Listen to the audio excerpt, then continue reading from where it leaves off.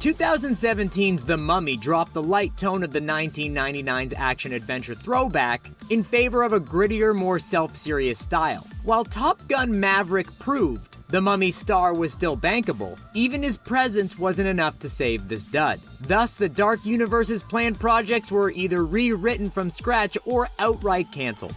Look at that. I have no trouble now seeing it.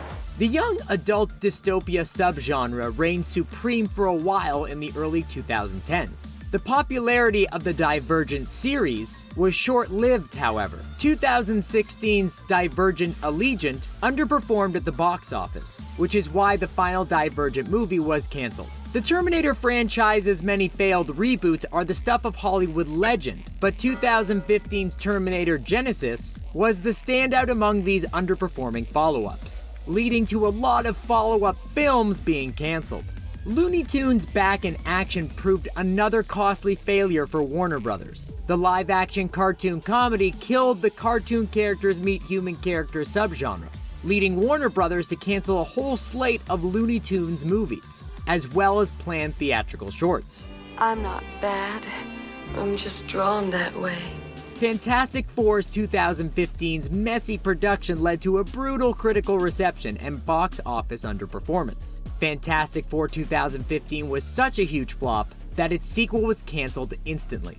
1998's Godzilla was a monster box office hit, but the movie's creators couldn't ignore its critical reception. Director Roland Emmerich's campy Godzilla was so reviled by reviewers that its planned sequels were canceled despite its impressive box office earnings. King Arthur: Legend of the Sword was meant to be the first in a 6-movie franchise, as Warner Brothers went all in on Guy Ritchie's immersive fantasy spectacle. However, even a starry cast including Jude Law couldn't salvage the movie's prospects.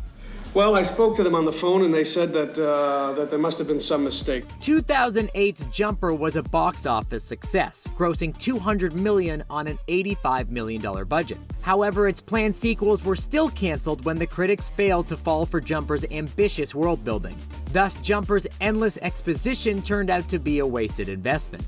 The critical failure of The Predator ensured that the follow-up movies never happened, but this might have been for the best. After all, 2022's Predator reboot Prey proved that prequels was the best path forward for the series. I'll take it.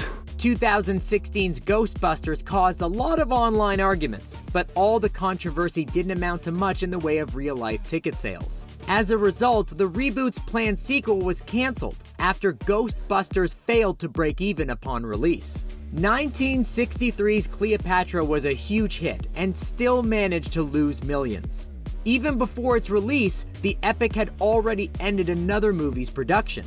The Marilyn Monroe rom-com Something's Gotta Give was canceled to offset Cleopatra's ballooning budget.